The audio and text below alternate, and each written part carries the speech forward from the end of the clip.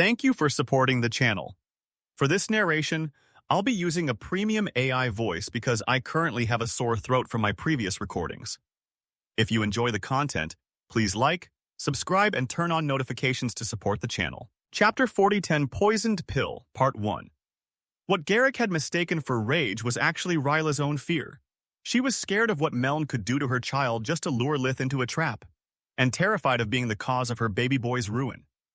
I softened the truth about how precarious Garrick's condition is for all this time because I wanted him to play and live carefree like a normal child instead of living in fear of taking one step too far from home. I kept him unaware because I thought it was best for him. Yet if Garrick ruins his future because of me, I would never forgive myself, she thought. I'm not mad at you, my baby, she actually replied, hugging Garrick tight. I just want you to take this situation seriously. This isn't one of your games. There is no do-over if something goes wrong. Do you understand? The question was the same as before, yet somehow Ryla's now calm voice made it much scarier. Yes, Mom, Garrick nodded. I promise I won't leave the house until Auntie Salark returns for any reason. That's my boy, Ryla sniffled. That's my boy. All across the Blood Desert, the scrolls hung outside every tent listing the Overlord's laws turned from white paper written in black ink into black paper written in white ink. It signaled an emergency and declared temporary martial law. If anyone, for any reason, were to draw Salark's attention while the scrolls were black, they would soon face her true form and fury without being given a chance to explain themselves. The Feathers initiated the lockdown procedures for their villages while the members of the nest took flight in orderly formations. Whenever the Overlord went to war, her loyal soldiers were left to fend for themselves, and reinforcements would be kept to a minimum. No one would be able to enter or leave a village for the duration of the lockdown, so the groups of traveling merchants had to quickly decide whether they wanted to depart ahead of schedule or stay put until the emergency was resolved. Both options entailed risks and costs. Leaving before the lockdown meant facing the dangers of the Blood Desert without the invisible shield of the Overlord's law. Emergency calls would be ignored, no matter if the caravan was attacked by outlaws or caught in a sudden sandstorm. Even if nothing happened during the journey, the local feather would forbid the merchant caravan entry if it reached the next village before the emergency ended. It made early departures dangerous and potentially useless. Remaining in their current village was the safe, but also the most expensive option. Time was money for merchant guilds, and delaying their departure meant falling behind schedule and missing some of their most important deadlines. Not everyone lived inside Salark's villages, and some trades were better conducted away from the eyes of the Overlord's envoys. All black market activities and the deals with the outlaw tribes took place on neutral grounds at specific times. Forbidden merchandise had to be acquired and sold before reaching the next village to avoid questions that would lead a merchant's neck to the chopping block. If either party didn't show up in time, the other would leave, afraid of other outlaw tribes as much as of Salark's watchful nest. If you want to stay, stay. Otherwise, get out of my village, Ilium Balkor, Feather of the Forgotten Plume tribe, said. You have 10 minutes before I raise the barrier. Merchants loved money almost as much as their own lives, and their professional pride tipped the scales further. Even within the same caravan, quarrels exploded between those who wanted to leave, claiming that the emergency would be resolved long before they reached their destination, and those who refused to leave, claiming that losing time and money was better than arriving early to their own funeral. Similar arguments erupted all over the Blood Desert in every village that currently hosted a merchant caravan. The short notice and the little time to make such an important decision only made things escalate more quickly. Merchants went from talking calmly to splitting into factions and throwing hands in minutes. Sometimes, even in a few seconds. There was no time to go through the bargaining, yelling, and threatening stages of the argument, so the merchants skipped them altogether.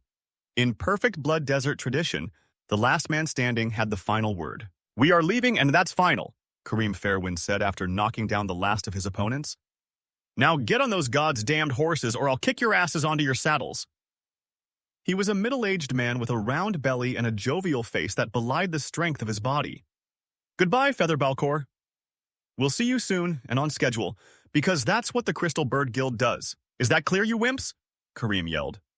The defeated merchants of either side of the argument groaned in reply, having difficulty standing up on their own. No merchant worthy of their name injured the members of their own caravan before a trip, so no one had sustained more than a few bruises and a broken lip. yet their vision was still blurred and their legs unsteady from the fight. I'll see you next month at the same hour then. Balkor walked among the youngest and weakest members of the guild, helping them to recover with a quick healing spell. Thank you, Feather Balkor. A polite youth who couldn't be older than 15 struck the god of death with her fist the moment he turned his back on her to treat his next patient.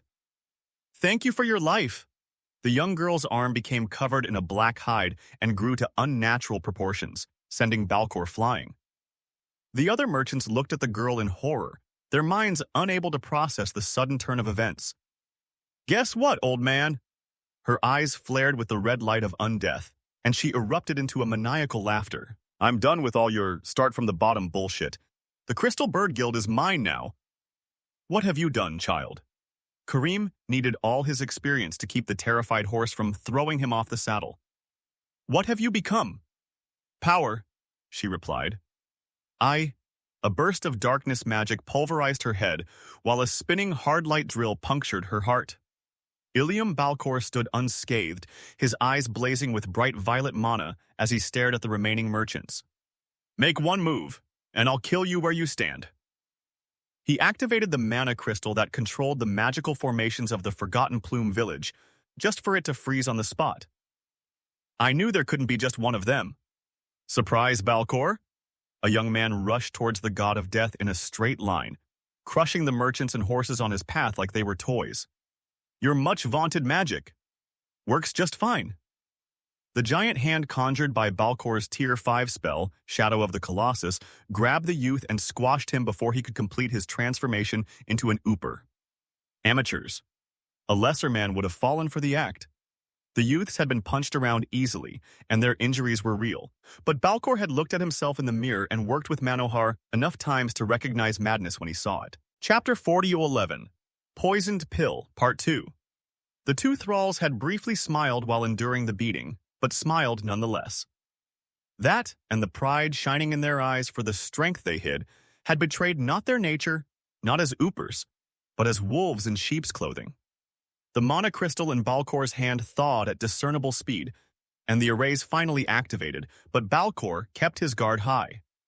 I'm sorry, Kareem. I really am.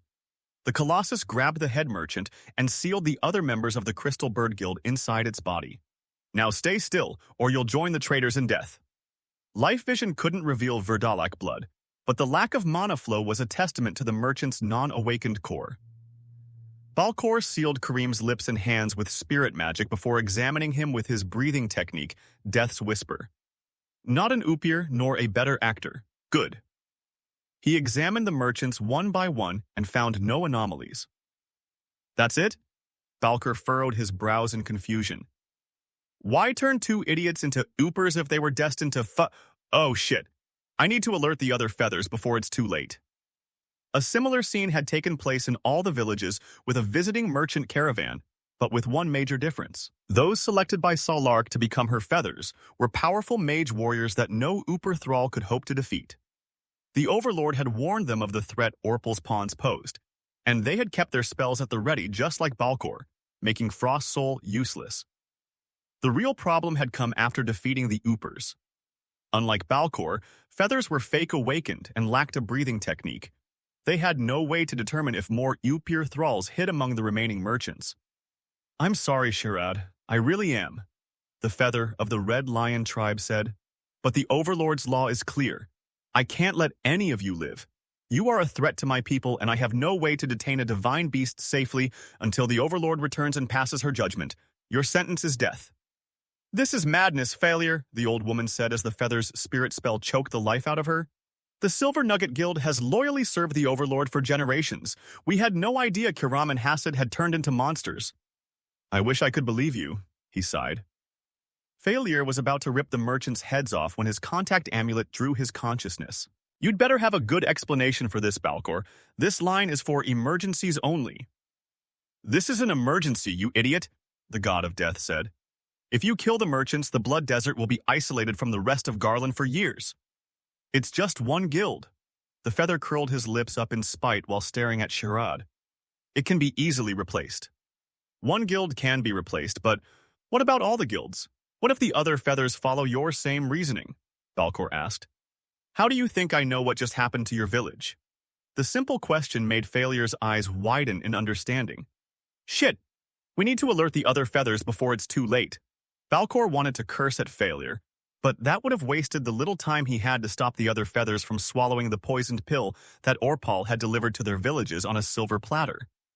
Falcor kept pressing the runes on his contact amulet, hoping that others would answer his call. Jira Continent, ruined city of Talgor, at the same time. Orpal looked at the runes of his useless thralls as they disappeared from his disposable contact amulet, one after another. He usually kept the amulet inside a sealed space array to avoid getting tracked in case one of his minions disobeyed his orders. A second array checked the number of runes on the contact amulet, and the sudden alarm from the death of so many thralls at the same time was the signal Orpal had been waiting for to spur his plan into action. "Ladies and gentlemen, it's showtime," he said to the troops assembled in the main hall of the fortress.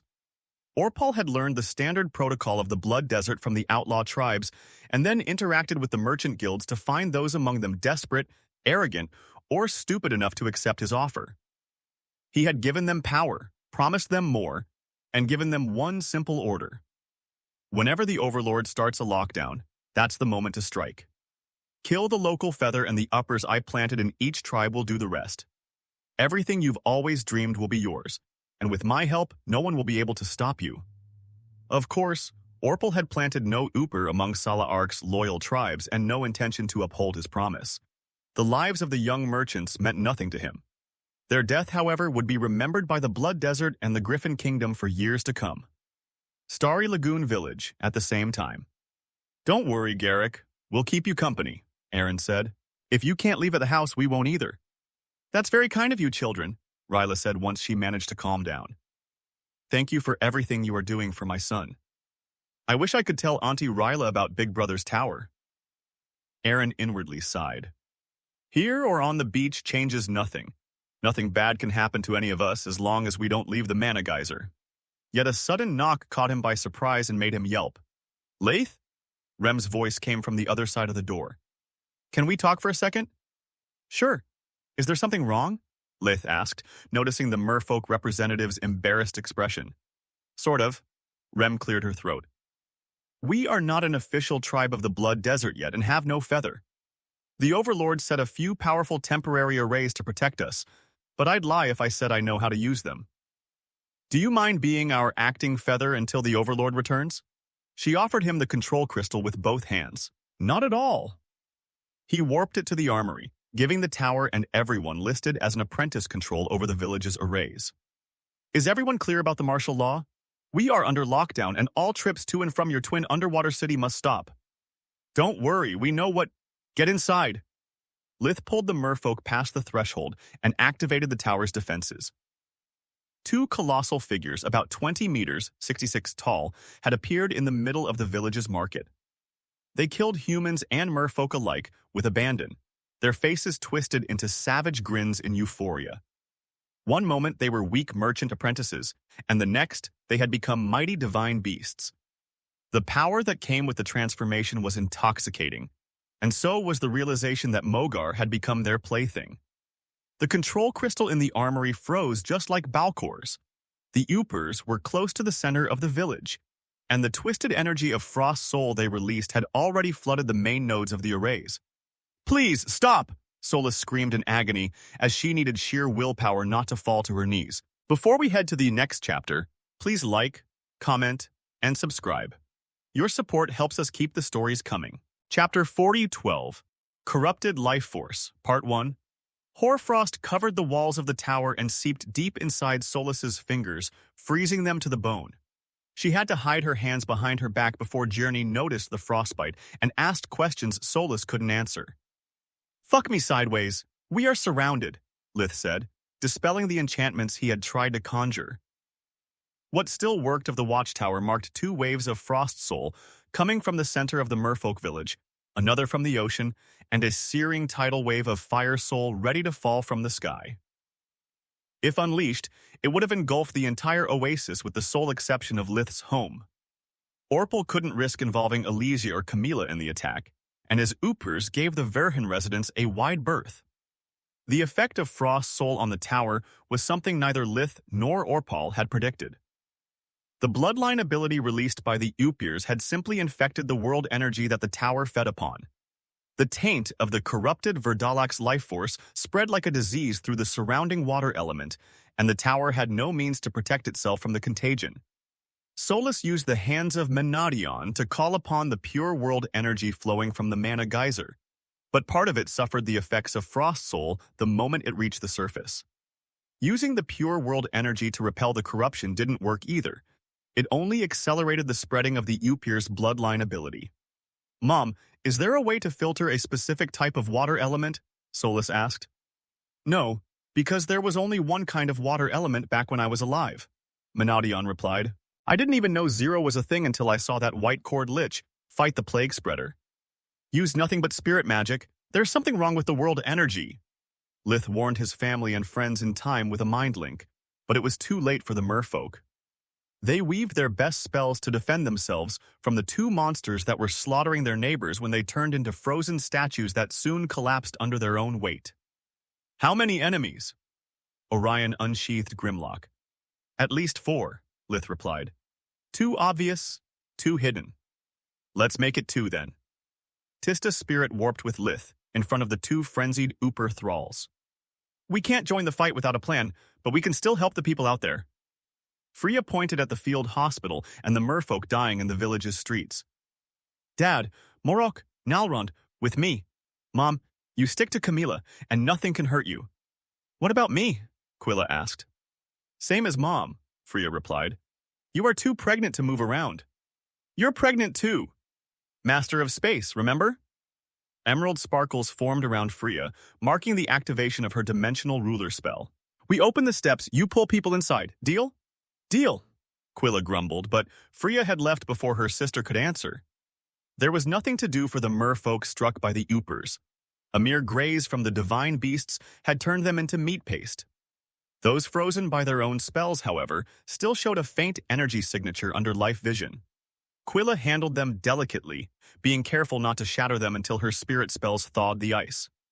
Meanwhile, Tista sundered one of the thralls with her battle claw, Firefang, while Lith plunged Ragnarok in the head of the other, killing him on the spot.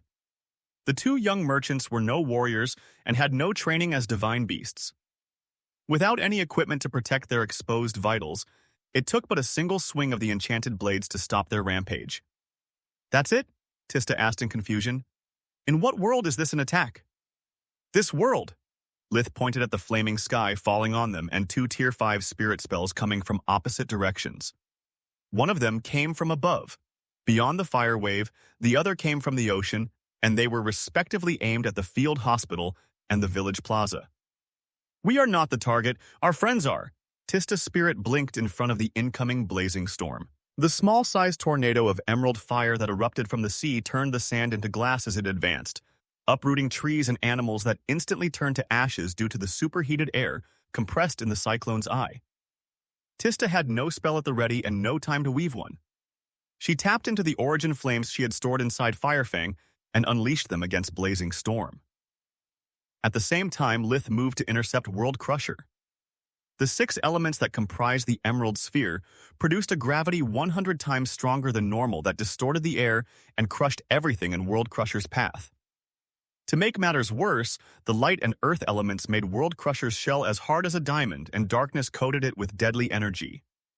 Lyth conjured his golems, Trouble and Raptor, out of his pocket dimension and joined the spirit barrier of his Voidwalker armor with those generated by the golem's emerald crystals.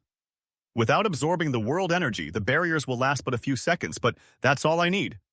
The Tiamat activated his spirit eye to dominate World Crusher and shot it back towards the sky. "Shit, the dead king is right. Verhin can really use domination." Neuron, the Firbolg Upir, thought. "I consumed the mana equivalent of my full violet core for nothing." He focused the fire soul on World Crusher, burning it enough to survive the ensuing conflagration. "Stop projecting your god's damned frost soul, Phylos, or my fire soul will just be for show," Neuron said via a mind link. "You know that Melon's powers are just like him. They only care about themselves." "Yeah, right."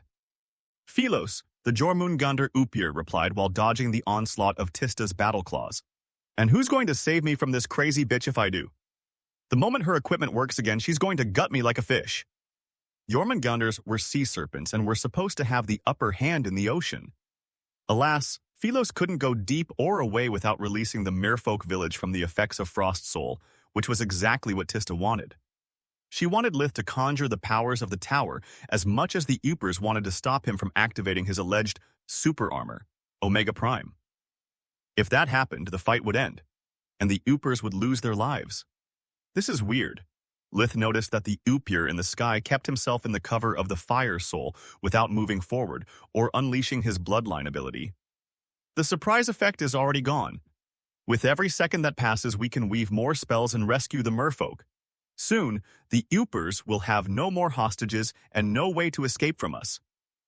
What do they hope to achieve by... Lith's eyes widened in realization when he found the only possible answer to his question. He gritted his teeth and flapped his wings in fury, throwing himself into the Fire Soul to kill the Uper before it was too late. Carried by the warp steps opened by moonlight and empowered by Life Maelstrom, Orpal and his army of Upers covered thousands of miles with every dimensional opening they crossed. Chapter 4013, Corrupted Life Force, Part 2. The Mage Tower allowed the dead king to keep the steps open for as long as he wanted while Salanoth, the Ring of Space, enlarged them, allowing dozens of human-sized Upires to pass with each second. Night had long since memorized the dimensional coordinates of the places that connected the quickest path to the kingdom that her army could take. Soon, the mass of Upers came in sight of the shores of Garland and flew high above the coastal guard posts enough to go unnoticed. "You know what to do and where to go," Orpal said before splitting his forces into smaller groups. "Rule number 1, don't get killed. Rule number 2, don't get caught. Everything else you do is none of my business." Meanwhile, thousands of kilometers away, Salark purged one outlaw tribe after another of the Upers that hid among them after sifting through their memories for anything Orpal had said and done in their presence. Once she was done, Salark let the peaceful tribe stay in their current oases without demanding restitution of the magical resources they had mined. The Overlord explained the issue to the innocent members of the tribe and forced the Upers to reveal their corruption before executing them. The criminal outlaw tribes, instead, received a different treatment. Salark kicked them out of her oases and reclaimed everything they had stolen from her and the other free tribes. Also, she freed all the slaves, warping them to her palace where they would stay until they decided whether to join her country or return to their free life. The members of her nest located and captured the outlaw tribes on their own, but only the Overlord could pry the truth out of the prisoners' minds. Her presence was requested all across the Blood Desert at the same time, leaving her little time to think. This is a colossal waste of time. She inwardly grunted as she bent space to cross the thousands of kilometers that separated her from the Silent Wolf tribe in one step. I found at least 2 Upers in all the criminal tribes and up to 3 in the peaceful ones, yet none of them had received more than a drop of Melon's blood. They carried no weapon and knew no spell that could be a threat to my feather. All I got for my trouble so far is a series of Melon's pep talks and a census of the outlaw tribes. The latest village turned out to be no different from the previous. The Upir thralls had received Orpal's blood in exchange for information about their trading routes and the desert's customs. He had given them no instruction about what they were supposed to do with their powers, nor shared with them anything about his plans. "Your Excellence, please stop!" Tarsius, a crystal phoenix and one of Salayark's generals, yelled while she turned the corpse of the last Upir in the tribe to dust, hoping to get her attention before she warped away. "What's the matter, General?" Under normal circumstances, Salark would have had no need to ask. She would have read Tarsius's mind with her blood imprint bloodline ability and answered his request right away.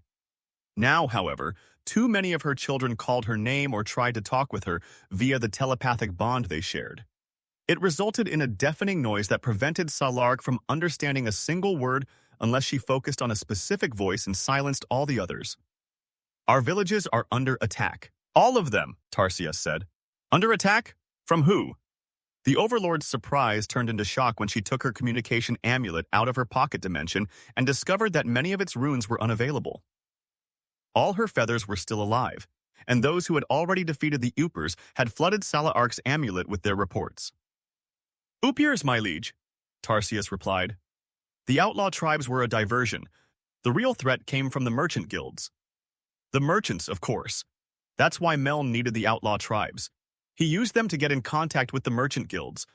Unlike the outlaws, the merchant guilds have access to my tribes and many pieces of vital information." The Overlord's eyes narrowed in fury. She excluded all voices except for Tarsius's, taking in all the reports he had received and was trying to relay to her at once. "Meln's plague spares no one." She clicked her tongue in disgust. "I'll deal with the merchant guilds as soon as I'm done with the outlaws. Thank Balcor on my behalf for his quick thinking and decisiveness. Today, he saved the Blood Desert, not with his strength, but with his mind. Exterminating so many merchant guilds would have left us isolated from the rest of Garland and caused the collapse of our economy. By your will." The general snapped to attention. "The dead king has proven to be a cunning opponent. Anything else?" she asked. "No, my liege." Tarsius shook his head. "Many battles are still ongoing, but nothing worth mentioning." Thanks to the chaos, Salaark paid no heed to Lith's communication rune being offline.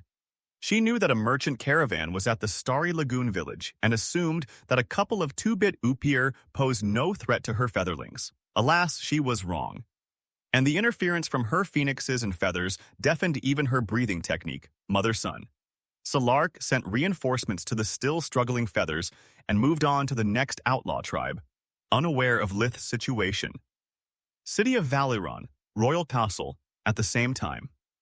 King Marin signed the royal decree after carefully revising it and ensuring that the court had added no fine prints or loopholes after the initial draft. He looked at the document and smiled, thinking about how much the next batch of tablets would improve the quality of life of his subjects. It's been a tough choice to make, but I'm glad the bill is passed. The Web of Knowledge is going to need constant monitoring and upgrades, but we can afford it thanks to the outposts in Giera. Marin thought. The literacy rate has skyrocketed in the cities where the tablets have been introduced, and so has the number of youths who have discovered their talent for magic and love for science.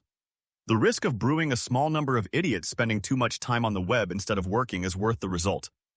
I'll just make harsher work regulations for those who are caught chatting, and the king's mind reeled from surprise when his hand reached for the next document on the pile and his fingers brushed the mahogany of his work desk. Unwilling to believe his own sense of touch, Marin raised his eyes from the decree and turned his head. Good gods, it really happened. There were no more decrees to sign or documents to revise left on his desk. I'm done for the day, and I'm not going to leave anything for tomorrow. You too? Silpha looked around in shock. And there's still time before dinner. We have the rest of the evening and then the whole night for ourselves. We can do anything we want. Anything? Marin asked while staring at his wife with eyes filled with joy and passion. Chapter 4014, Corrupted Life Force, Part 3. Silpha wore a bland cream-colored day dress. Her hands were dirty with ink, and her face taut from the exhaustion of the long day. But to Marin's eyes, she was as beautiful as the day he had married her. Gods, it's been so long that I might have forgotten how to do it. She blushed a bit, sweeping a few strands of unruly hair behind her ear. Just give me a minute to slip into something more comfortable and... I'm not waiting 1 minute longer. Marin cut her short and swept the air with his hand. I don't care about fancy clothes, and I need no bed. We're going to do it right here and now, on this table. Gods, I love it when you are so assertive. The queen took a soft pillow out of her dimensional item and placed it on her work desk at the same time as the king did the same. Good night, my love. Marin fell asleep the moment his head touched the pillow, his lips parting to let out a soft snore. Don't start without me. The queen arranged her hair in a bun and was about to lie her head down when the alarm blared and the lights in the room flashed red. Oh, come on, Silpha cursed like an angry sailor. What's happening now? As for Marin, he snored harder. His body did everything it could to ignore the noise and keep sleeping. Your Majesties, the kingdom is under attack. The hologram of General Vorg appeared in the middle of the room along with a map of the Griffin Kingdom. Under attack from who? The king woke up instantly. Meln Narshat, Vorg said with a grave tone. The dead king is back and he's out for revenge. His army of Upirs is laying waste to our lands. Lands? Silpha furrowed her brow. How many Upirs does Narshat have? Based on the incoming reports, we estimate the dead king has brought at least 2,000 Upirs. 2,000? The king echoed in disbelief. That's more than the average number of divine beasts of a single bloodline. What are their targets? The kingdom, my liege. Vorg pointed at the several red dots across the map that marked the sites of the attacks. They were scattered all across the Griffin Kingdom, and more dots lit up by the second. There was no apparent scheme in the onslaught. Small and big cities were under attack, no matter how irrelevant they were from a strategic standpoint. After a few seconds of staring at the hologram, one pattern emerged. Narcat is not interested in conquest. He's merely destroying everything on his path as quickly as he can before moving on to his next target, Marin said. And they are all a diversion, Silpha pointed out. He wants to keep our forces busy as he strikes at the Distar region. Marin followed her finger and noticed that the Distar Marquisate had no more red dots than its neighbors, but they all appeared in specific locations that the Crown had been monitoring for a long time. The Queen was right about Orpal's real goal, but she was also wrong. Most of the attacks were indeed a diversion, but they all served a precise purpose. Just like the dead king, the Upers had returned to their lands of origin to exact their revenge on those who had wronged them. Their former masters, rival apprentices, siblings, and family members who had played a decisive role in the banishment of the Upers were the only targets that mattered. Everything and everyone else was just fun. The army of Upir had more than enough power to conquer a few regions of the kingdom if they put their mind to it, yet they lacked the means to keep the citizens compliant to their rule or repel the inevitable retaliation of the crown. Most importantly, the Upers had no will to undertake such a burdensome task. Awakened were egotistical by nature, and few among them wanted to spend most of their lives as bureaucrats tending to the lives of lesser beings. On top of that, the Upers knew that ruling a region would have earned them nothing but another chain on their neck. The dead king had made no secret of his dreams of becoming the next ruler of the kingdom, and no Upir could afford to defy him. At least not until they mastered all the Vurdalak's bloodline abilities and ascertained whether his life force had multiple aspects like a Tiamat's or not. The Upirs dreamed of turning into full phoenixes and dragons, wishing to gain rebirth flames and dragon eyes. Orpal had turned Lith's feat in Jira to his advantage, using the revelation of the Tiamat's hidden potential to strengthen the leash around his minions' necks and ensure their loyalty to him for a bit longer. The squads of Upirs employed the same strategy that Orpal had used in the Blood Desert. A few of them plunged in the middle of the city village and spread their frost soul to keep the rest of the defensive arrays from activating and neutralize the first responders. Frost Soul didn't work on the air and earth sealing arrays that were always kept active, but it froze the most powerful magical formations that were kept on standby and any mage who tried to cast a spell. At the same time, more Upers attacked the city's villages from the outside with Fire Soul to burn through the active arrays without hindering Frost Soul, and split the focus of the army and association on two fronts. The tactic was as simple as it was effective, allowing the Uppers to commit massacres on a large scale while encountering minimal resistance. They all could use spirit magic to bypass Frost Soul, and their raw physical prowess made them giants among ants living in sandcastles. One kick was enough to raze a house to the ground and kill its occupants. A punch squashed a squad of fully armed soldiers like a bunch of bugs. The people screamed and cried for help, yet no one came to their rescue. Those gentle souls who tried to help the wounded with their powers froze on the spot as well, adding to the number of casualties and causing more panic. It's been so long since the last time I've been here.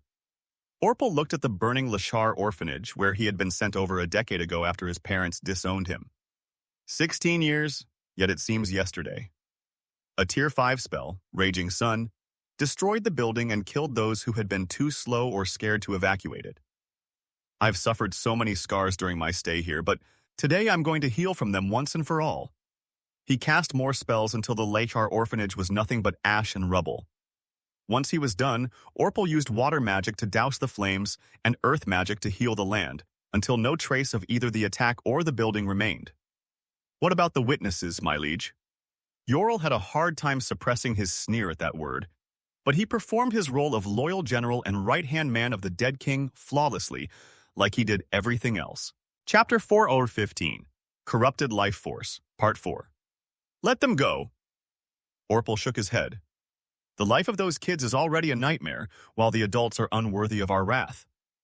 Besides, we need to leave someone alive if we want the entire Mogar to hear the details of the day of our reckoning. The dead king called upon the power of his steed, Moonlight, to reach the army base of Akarn, where he had served in the military with a single warp steps.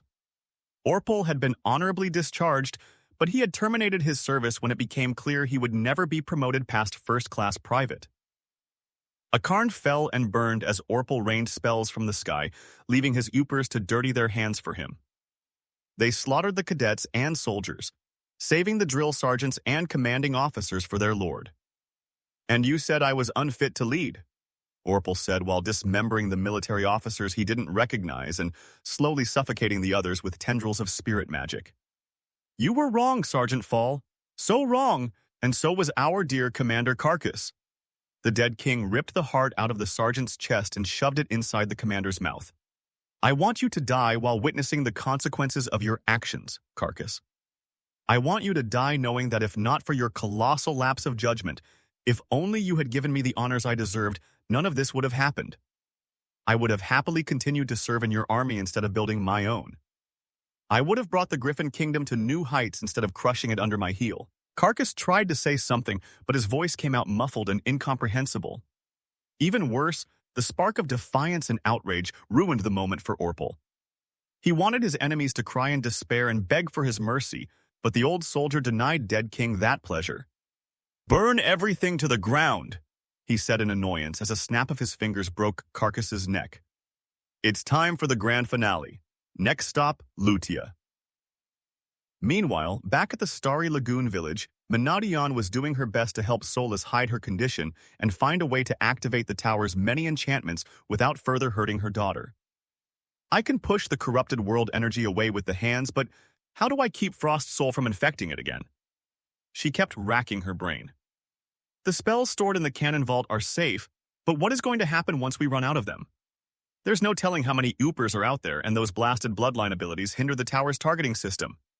I can't hit Melon's goons if I can't see them." "Lith is right. There is something wrong with the world energy," Ryla said via the mind link that still connected her to Lith's family and friends. "I don't know what it is, but I think I can do something about it." She activated her bloodline ability, Swirling Wind, and used it to stir the world energy and separate it from the corrupted spark of the Upir's life force that turned the water element into Frost Soul. The tower absorbed the pure world energy avidly, channeling it into the self-repair enchantments of the tower. The power core thawed, and so did Solus's arms. "Keep it up, Ryla," Solus said, while feeling her condition improve by the second. "How far can you expand Swirling Wind? We need to free the frozen merfolk before they die, and there are too many injured people to treat them with just a few healers." "Not as far as you think," the Fomor shook her head. "I can't absorb whatever the source of the anomaly is, so the more world energy I purify, the more the anomaly becomes concentrated." She pointed at the glowing sparks of blue fire that slowly grew in size at the fringes of Swirling Wind. The sight of the phenomenon triggered a deep revulsion that made everyone turn their heads away. "This is nothing like Elysia's Jarak," Solus thought. "I feel disgusted, not afraid. If Jarak is a poisoned blade, that blue spark is a sewer cockroach. Not only is the concentrated anomaly harder to repel, but it might easily kill anyone who tries to use magic instead of just incapacitating them," Ryla said, unaware of Solus's worries. "Then keep it up for us, and we'll remove the root of the problem," Solus said. "Lith, Tista, Swirling Wind is a natural counter to Melon's bloodline abilities, all of them. The basic skill of evolved humans is the bane of the powers of those who turn their backs on their humanity. This is poetic justice at its finest." Tista tried and failed to activate Swirling Wind in her Hecate form. She swore under her breath and shapeshifted into her Indek form. "Finally!" Her wings purged the Frost Soul surrounding her, allowing the world energy to flood her equipment and bring it back to life. "Let's see how you survive this." Her battle claws, Firefang, touched the water and unleashed the Tier 5 spell, Dark Ages, turning the surface of the ocean into ice and flooding it with darkness element. "What the fuck?" Philo stared at Tista's transformation in shock and almost failed to notice that Dark Ages effects far surpassed those of any Tier 5 spell he knew. His shock turned to horror When dark ages absorbed the sparks of Frost Soul, isolated by swirling wind in its path, and somehow kept growing stronger.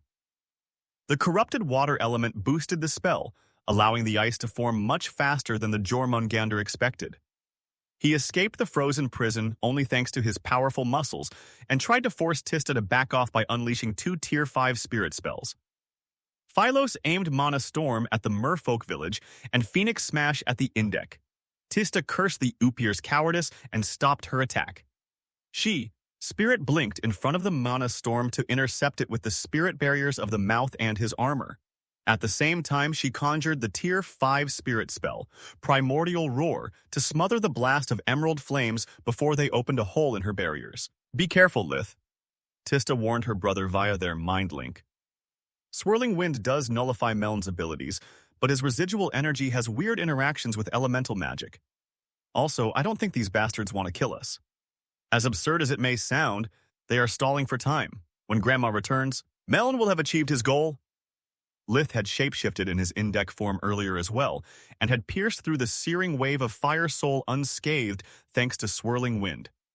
Grandma was right. This is all part of his plan. Melon created so many weak Upirs only to bait Grandma in a pointless chase and force us to stay here while he does whatever he wants in the kingdom.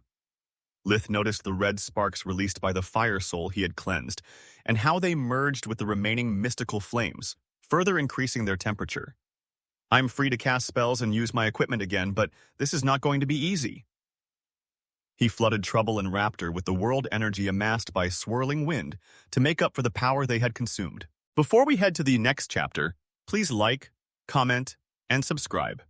Your support helps us keep the stories coming. Chapter 4016, Cursed vs. Corrupted, Part 1. How nice of you to visit, Verhen. Neuron clapped his hands, and the roaring sea of fire converged upon the Indek from every side. The dead king will be delighted to learn about whatever that new form of yours is. The Firbolg retreated at a safe distance to avoid getting caught in the firestorm and stay away from the unknown creature. Lith instinctively tried to counter the Fire Soul with a burst of origin flames. He took a deep breath, feeling the world energy enter from his nose, descend through his throat, and flood his lungs and heart. Yet when he exhaled, only a comically small puff of fire came out of his mouth. Fire Soul encountered no resistance as it crashed against the stupefied Indek like a raging tide, drowning him in a sea of flames. Fuck me sideways, my human side is so atrophied that it can't use the abilities of my other aspects, just like I struggle to use my human abilities in my Tiamat form. Lith cursed his bad luck and activated the spirit barriers of the Voidwalker armor and the golems. The good news was that, thanks to Swirling Wind, all 3 of them had access to an abundant source of world energy, and their power cores depleted slowly. The bad news was that Neuron had been charging his attack for quite a long time before Orpal gave him the order to attack. Fire Soul consumed no mana, and between its sheer size and the side effect of Swirling Wind, the Verdalic bloodline ability built up an astounding destructive power. Fire Soul ebbed and flowed, relentlessly striking at the spirit barriers while trapping Lith and his golems in its core. The bloodline ability had no blind spot or opening, blinding Lith's magical and regular senses to the position of his enemy. Solus, can you see him? He asked via the long-distance mind link they shared, thanks to the pieces of the Manadian set. No, I'm sorry, she replied. The tower is still barely operational. Do you want me to cast an Annihilation or a Bastion? Yes, but only if this doesn't work, he replied, and before she could ask for an explanation, Lith traced a few jagged lines in the air and yelled, Jerak! The blast of Zero Element pierced through the sea of fire like paper, but missed his target by a wide margin. On top of that, a thick layer of ice now covered the golems and Lith's right hand. I was right, Lith thought. The cursed elements can counter whatever power conjured this fire, and I retain my resistance to mirror magic while in my Indek form. I can use Jerak a few more... What was that? Neuron thought. I can feel the coldness of that thing from here. Thank the gods I kept moving around to not offer Verhen a fixed target in case he spotted me. If that spell hit me, Fire Soul disappeared all around Lith for over 10 meters, derailing the train of thought of both the Indek and the Firbolg. Now, oh shit, they thought in unison, one trying to escape the encirclement of the sea of flames, and the other trying to fill the gaps Zero had opened. Lyth moved towards the side where the layers of Fire Soul were thinner, but Neuron sent a waterfall of mystical fire against the Indek to stop him. Again? Solus said. Cast Jerak again. Jerak? Lyth had yet to try using Zero's magic word with his mind, and couldn't risk doing it now, so he kept using fake magic. The Zero smothered the fire waterfall, but the reasoning behind Solus's advice became clear only a second later. Another large amount of Fire Soul surrounding Lyth disappeared into thin air, allowing him to break free from the death trap.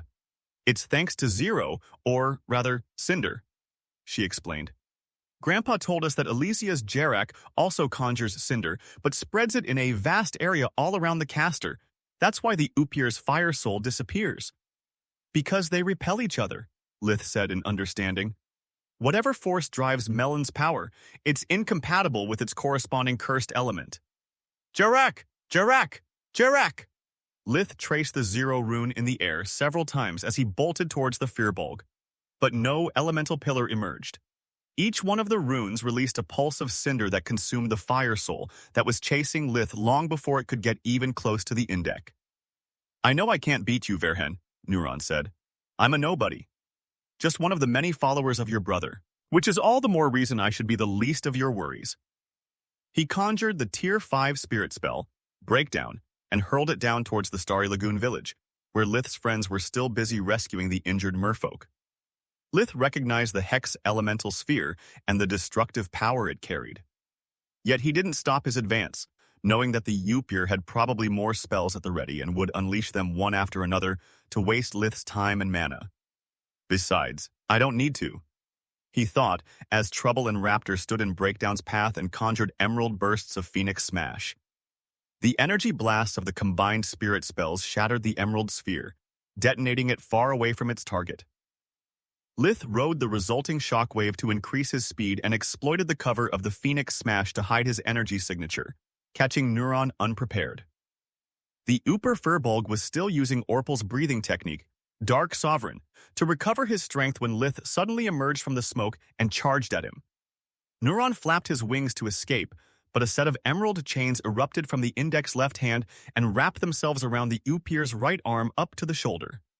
Get over here! The Tier 5 spirit spell, Griffin Fetters, had been devised long ago by Human Awakened to restrict the mightiest of the divine beasts, and an Upir's strength didn't even come close. Neuron failed to break the fetters, a bower that shortened with a clink, bringing Upir and Indek face to face. I have one word for you, Jerak! Lyth's chained hand closed around the Firbolg's fist as he conjured the power of the Zero element. Chore magic wasn't enough to kill someone the size of a divine beast, but it carried enough power to freeze Neuron's right arm to the bone.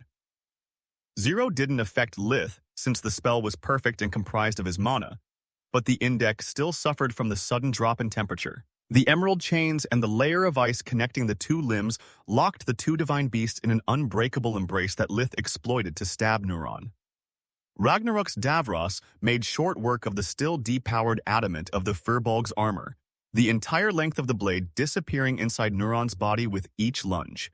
The Firbolg and the Indek were about the same size, but their mass was another story. Lyth was a bright violet Tiamat, while Neuron had just achieved the violet core. On top of that, the Firbolg's verdant oak armor weighed just a few kilos. Young divine beasts struggled to gather the materials to craft equipment that fit their full size, and Neuron was no exception. Chapter 4-17, Cursed versus Corrupted, Part 2. The Firbolg had cut ties with his bloodline to join Orpal, and the dead king himself only owned an enchanted armor for his human form. To make matters worse, the thick layer of Zero and Ragnarok's reverse flow enchantment hindered the Fae's regeneration abilities. The frozen solid right arm weighed Neuron down, refusing to both thaw or detach itself. Regrowing the entire limb from scratch would have been a matter of seconds for the Fae, but Neuron had to get rid of it first. The extreme cold numbed the Firbolg's tissues to the point he had no control over them. The Griffin fetters bound him tight, but Lyth manipulated them so that the emerald chains would inflict little damage and use the arm as their anchor as they wrapped themselves around the rest of the Upir's body. On top of that, Neuron had to devote his full focus on his remaining arm to stop the unrelenting assault of the angry blade. The cuts it inflicted healed slowly, and each one of them gushed lifeblood like a fountain. This wasn't supposed to happen. Neuron gritted his teeth to withstand the pain. Becoming an Upir should have made me stronger, not weaker. Fae had no heart or major organs.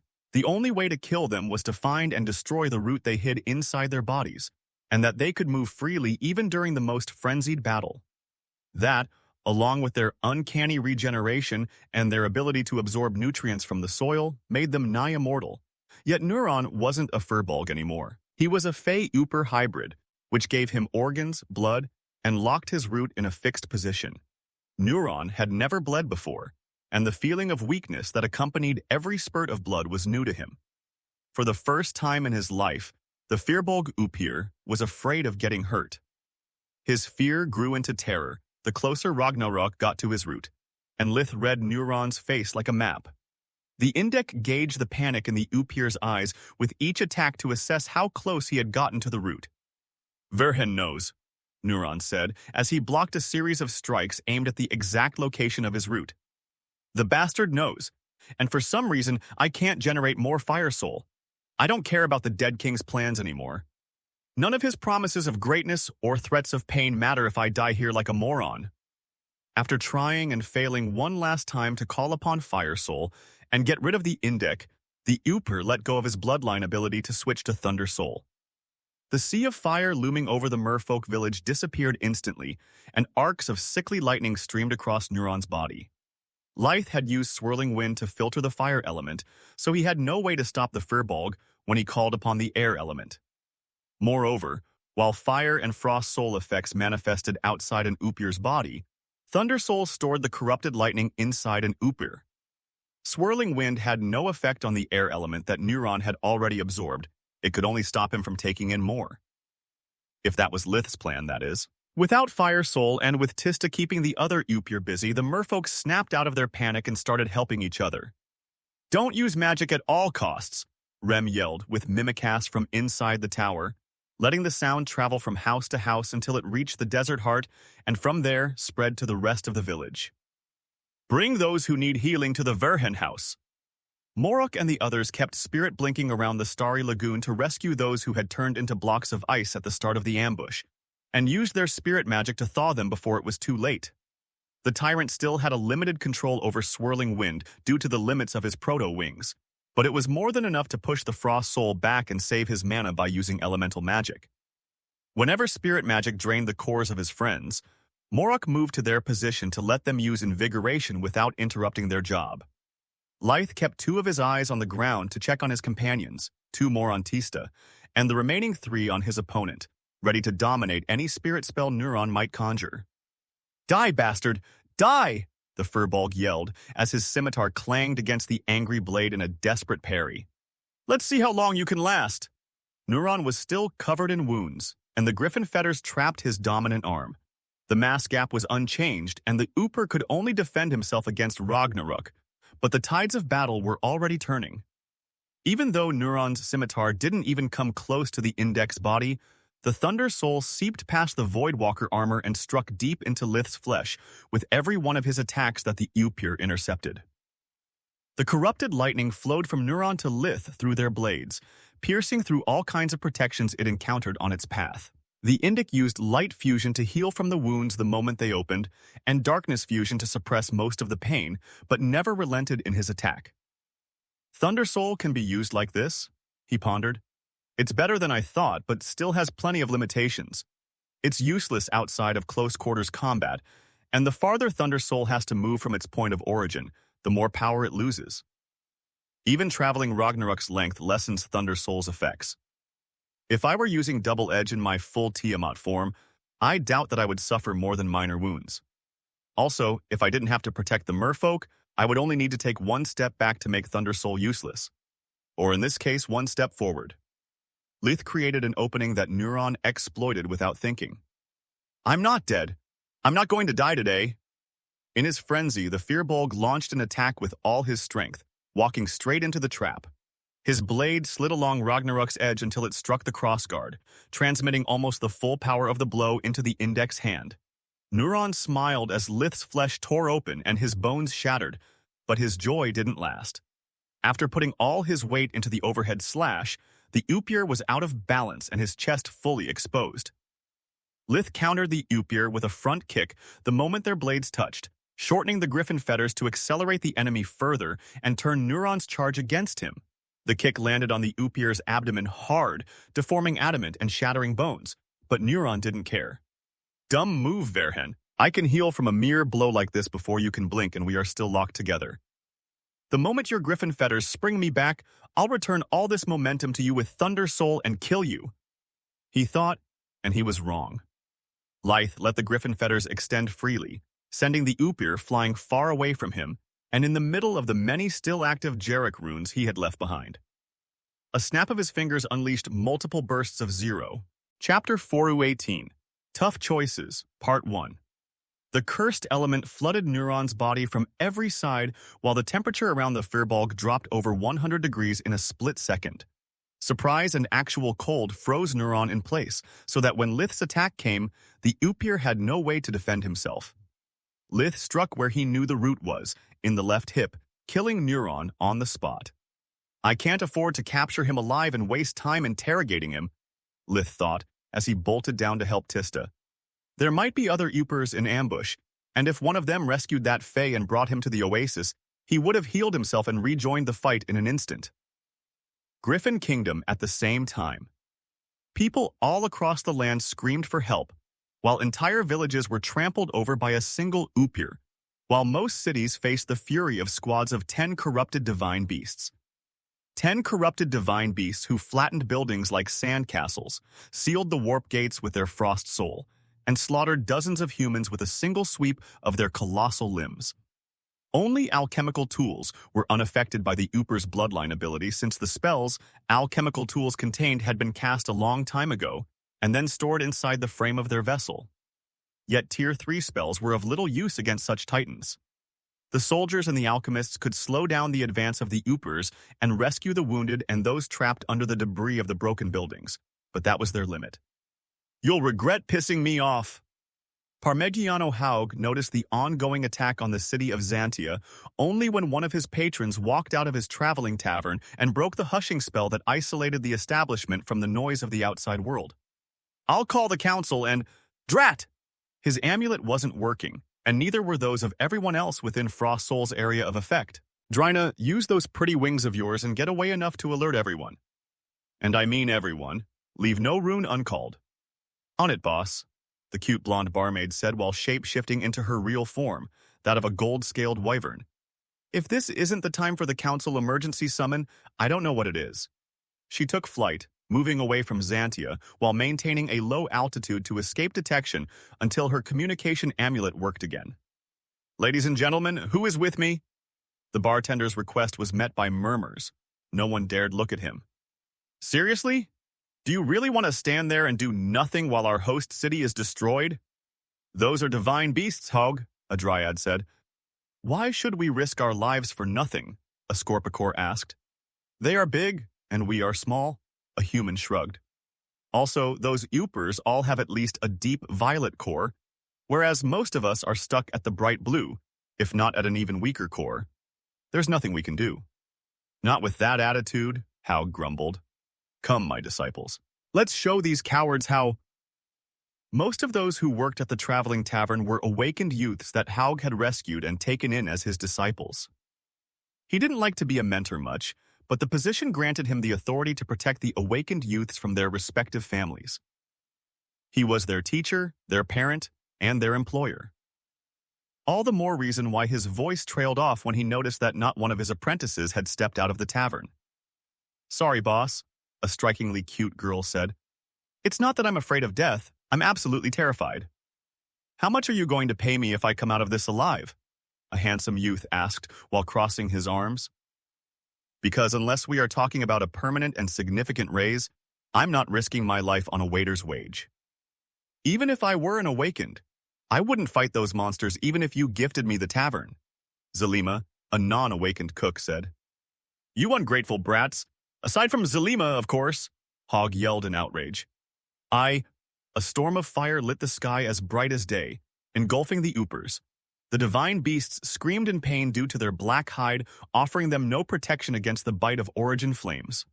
A murder of wyverns dived in the wake of the mystical flames and hit the Oopers with fangs, talons, tails, and spells. The divine beasts were much bigger, but also much fewer in number, and none of them had the wyvern's bright violet core. "Don't worry, Elder Hog, I'll take care of this." Gearslack, the patriarch of the wyvern bloodline, circled above the traveling tavern with the members of his honor guard. "You two, protect these cowardly mice. Everyone else, with me. Let's show those imposters that no child of Ligain is afraid of a fake divine beast." Gearslack roared his challenge and bolted forward. He killed one Oopir by biting his neck and flooding his blood with acidic venom. The honor guard killed another just as fast, but only because they conjured a Silverwing's annihilation. The two wyverns that Gearslack had left behind looked at the Oopers in hatred, their spike-ending tails quivering in ill-repressed desire to fight. Then they turned to the awakened they were tasked to protect, and their eyes became full of contempt. "Well, what do you have to say for yourself?" Hog said, as the murder of wyverns flew out of the frost soul, breathed the origin flames in, and unleashed them while diving back into the fray. "I'm not going to lie, boss," the cute girl said. "As long as I don't have to fight the army of the dead king, the wyverns can call me however they want." "I'm back, boss." Drina landed in front of Haug without bothering to hide her surprise at finding him still there. "Are we going to fight or not?" "Of course we are," Haug replied. "Excellent work, Drina." "Thanks, but I didn't do much," she said via a mind link as he mounted on her back. "The council already knew of the attack when I pressed the emergency rune. Otherwise, Patriarch Gearslack would have never gotten here so quickly. I'm glad to hear those old farts are actually taking this threat seriously." Haug's spirit blinked the incoming spells against the Oopers, allowing the young wyvern to fly in a straight line. How did they know? The royals warned them. Drina bit an Achilles tendon off, toppling a corrupted divine beast. The Oopir lost her balance and then her life to a murder of wyverns that buried her under their talons and origin flames. Battles like this are taking place all over the kingdom, and no one wants the dead king to gain a foothold in the kingdom and become a second Thrud. "That's a bit dramatic," Haug replied while neutralizing a Tier 5 spirit spell with an emerald barrier. "Narcat is nothing like Thrud." "You're right, he's worse." Drina's words left her mentor flabbergasted. The Mad Queen only had a little over 30 divine beasts at her command, whereas the Dead King has deployed over 2,000 Oopirs across the kingdom for this attack. There's no telling if this is his full army or if he has more Oopers in reserve. Chapter 4019, Tough Choices, Part 2. 2,000? Haug looked at the death and destruction the 10 Oopers had wrought upon Xantia in the few minutes before the wyvern's arrival in horror. Entire city blocks were in ruin, and those still standing had their walls painted red with the blood of the dead. Yeah. And unlike Thrud, the dead king doesn't care about earning the favor of the citizens of the kingdom. The young wyvern inwardly nodded. Humans are just food for his army. What took place in Xantia and the rest of the kingdom was nothing compared to what was happening in the Distar and Essagor regions. Orpal hated the Marquisate the most, and many of his sworn enemies lived there. From Brinja Distar to Duke Marth, the dead king had a hard time deciding who to put on top of his hit list, at least until Knight had pointed out that the Essagor region was home to Zogar Vastor, someone that she also despised deeply. Horsemen and host celebrated that rare moment of agreement by sending all the troops they intended to send against the Ernest region to Essagor. Orpal hated Journey as much as Vastor for foiling his plans time and time again, but alas, she wasn't home. There was no way to lure her or her daughters into a trap, and the dead king knew that Journey wouldn't care about something as trivial as dead civilians or a destroyed house that she could just rebuild with money. Status report. Headmaster Marth, King Maron said. No casualties, Your Majesty, Duke Marth replied. No Ooper dared enter the inner courtyard of the academy, and our permanent arrays nullify their most powerful bloodline abilities. Yet the Oopers are still a threat. The 6 Great Academy's arrays were always active, constantly drawing on the power of the mana geyser below and negating the effects of Frost Soul simply by keeping it outside the castle walls with their stasis fields. The Oopers are burning the forest and killing our beast allies. Given enough time, they'll burn the White Griffin to the ground with their newfound power. Marth had the communication amulet project the flaming skies looming over the academy. It was similar to what Neuron had done at the Starry Lagoon village, but here Fire Soul had been conjured by a dozen oopers instead of just one. Then you have my permission, Headmaster, Marin nodded. Activate the White Knight and kill them all. The true nature of the 6 great academies was one of the most well-kept secrets of the Griffin Kingdom. The royals always hesitated to reveal it unless under the direst circumstances. After the War of the Griffins, however, all the staff and most of the students of the White Griffin already knew the truth. Only the youngest, those in the first year, believed the academy to be just a big castle. By your will, Marth grinned, hoping to slaughter so many oopers that Orpal would show his face and give Marth the opportunity to avenge Manohar's death. Glory to the kingdom. Status report, High Master Vastor, Queen Silpha said. It's a massacre out there. The plump professor replied. The oopers revealed their presence after reaching the known branches of the Mage Association and the army, sealing the warp gates, communications, and reinforcements. Mages are helpless without their spells, and there's only so much that soldiers can do against creatures of that size. Only the few cities where, for whatever reason, the oopers' attack was delayed managed to activate their arrays and are holding their ground. Everywhere else, our options are painfully limited. The mages have to get out of the area of effect of Frost Soul to cast their spells before going back and unleashing them. The problem is that the constant back and forth wastes a lot of time and makes it impossible to maintain an effective battle formation. I see. The queen gritted her teeth in frustration. If only everyone had tier 4 and 5 spell-holding rings, this wouldn't have happened.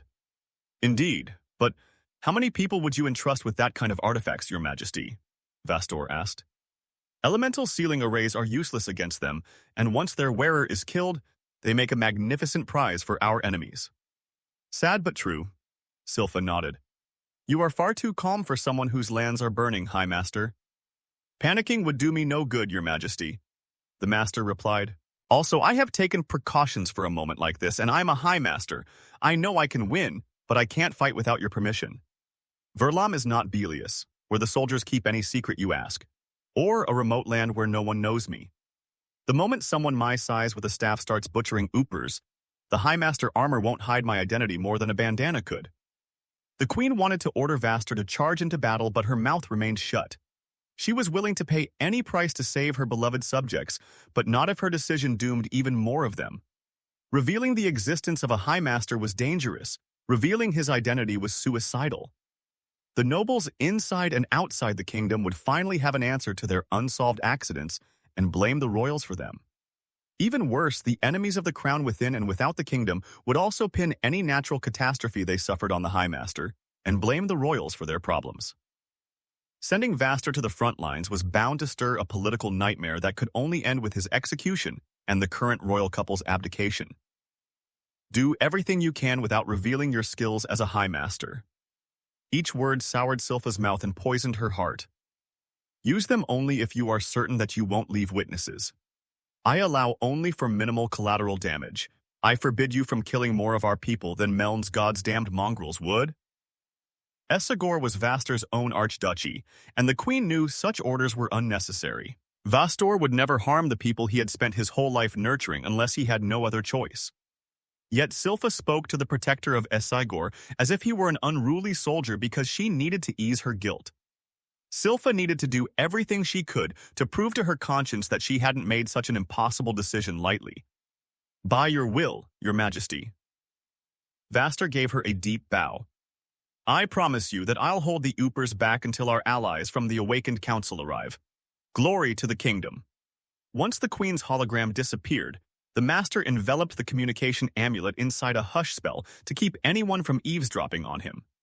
Tezka, you stay home with Zin and the kids, he said, and the Soon Eater nodded. I doubt Meln is stupid enough to attack my house, but I wouldn't put it past him. Everyone else but Nelia, you know what to do. He opened several spirit steps that led the members of the organization outside the city of Essagor, and from there they moved to the neighboring regions with chaos steps. Why are you doing this? The Frost Griffin asked. There are few of us, but we could exterminate every single Upir in the Essagor region in minutes, Just give us the order. Chapter 420. Gloves Are Off, Part 1. Kid, don't get too emotional, Vaster replied.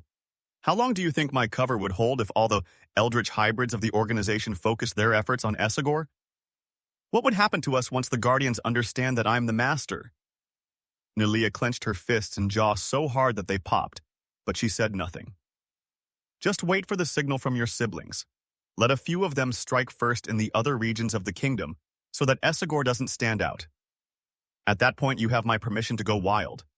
If there's someone left to kill, of course. Vaster warped himself outside his secret lab and on the high walls surrounding the city of Verlum. Is everything ready? He asked the guard captain. Yes, my lord. Unlike most men in his company, Captain Eyeless was old enough to know what Vaster was capable of. Everything has been prepared according to your instructions months ago. Eyeless looked at the short, plump, middle-aged man in front of him with utter respect, yet his mouth curled in a savage grin. He almost pitied the Oopers for their fate. Almost. And what is this old-timer going to do with a bunch of stones? The other soldiers, however, only saw Vaster as a rich, pampered mage who fattened up on tax money. If Verhin were our lord, he would be fighting on the front lines instead of hiding here with us recruits. Good. The master noticed the scorn in the young soldier's eyes and ignored it as he had done for his entire life. Now stand back and shut up. I need focus. A tap of his Yggdrasil staff, Grimbark, activated one of the arrays of Verlum's walls. The capital of Essagor was a large city, and the Oopers had focused on the most populated areas, leaving the seemingly useless battlements alone.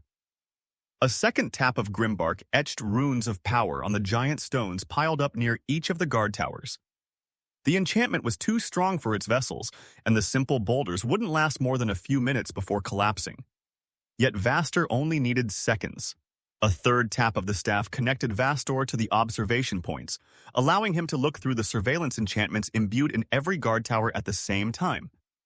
A fourth tap activated the small arrays surrounding the stone projectiles, amplifying Mogur's gravity by 1,000-fold and altering its direction. At a flick of Vastor's fingers, a hail of boulders the size of a stagecoach soared into the sky at the speed of a sniper bullet. They were so fast that the Oopers didn't see them coming. The air runes carved into the rocks pushed them past the sound barrier, while the earth and fire enchantment made them explode on impact. Each projectile hit like a fist weighing hundreds of kilos and detonated like a grenade. Fire, stone shrapnel, and lava bit deeply into the black hide of the Oopers, bringing their killing frenzy to a halt. A few had their heads burst open and died on the spot. The survivors were crippled, but far from dead. Yet. Push another stone in the slingshot arrays! Eyeless barked in his amulet, and the soldiers across Verlum's walls obeyed, their mouths twisted in a grin identical to their captain's. My lord, with all due respect, those boulders are fast, but now the enemy will expect them. A soldier with enough talent for magic to be a magico said. What if those curs use one of those weird emerald spells to shoot your projectiles right back at us? Even worse, what if they dodge the next volley and Verlam suffers the might of your magic? Eyeless was about to scold the soldier for insubordination, but Vaster's raised hand stopped him. Excellent question, kid. I know answering with another question is rude, but do you really think that a bunch of giant rocks is all I have prepared to defend the capital of my region? The master pointed at the sky, and everyone raised their heads. Only then did the soldiers notice that the fluffy white clouds above Verlam had merged into a dark, massive thundercloud. I didn't become an archduke just because of my social or political skills, kid. The master cut the air horizontally, and bolts of true lightning descended from the sky, striking the Oopers with surgical precision. I built these walls to be a big magic circle, and I'm a mage. Also, those aren't random rocks. They're magnetite.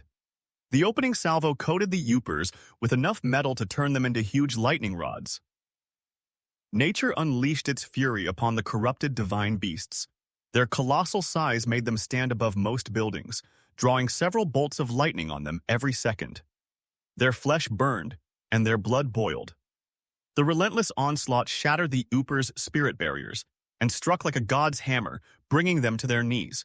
Only a handful of corrupted divine beasts was still alive a few seconds later when the second volley of projectiles hit them and put the Oopers out of their misery.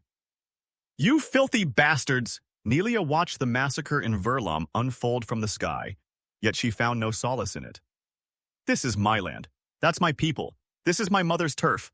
How dare you mongrels invade the sanctity of our home? Most griffins inherited Tyrus's instinct to nurture and protect the weak, and Nelia was no exception. The millennia she had spent as an eldritch, denying her natural instinct, made it much more violent now that she no longer suffered from the eternal hunger that plagued abominations. She bolted toward the nearest city under attack with bolts of silver lightning arching across her body and chaos spells ready at her claws, forming a curtain of black light around her leonine fingers. The council is on the move, and 4 of your siblings have already reached their targets. Vaster's voice came out of her amulet as she flew towards another besieged city of Essagor. Gloves are off! Nelia shrieked in fury and released 5 chaos magic spells, Howling Void. 5 Upiers died on the spot, their heads and the upper part of their torsos devoured by spears of energy. The Frost Griffin landed amid the remaining flabbergasted Upiers with the grace of a butterfly. She raised no shockwave and hurt no civilian. Her fists instead struck like meteors, blowing the Upiers apart like flesh balloons. Rivers of blood flooded the streets of the city of Alasto before anyone could understand what had just happened. Nelia was already gone, and death had reverted the Upiers into their original size and form. The corrupted divine beasts turned into emperor beasts' corpses and phase roots. The citizens of Alasto stepped over the bloody flowers, brambles, and leaves, wondering about who the thundering shadow was and how it could have dragged so many monsters away so fast. Distar Marquisate, city of Darios. Orpal had sent over 20 Upiers to deal with Brinja, but they had found her ready. She knew that one day the dead king would return for her, and even though her preparations couldn't spare her city from the rampaging divine beasts, they foiled the Upiers' best weapon.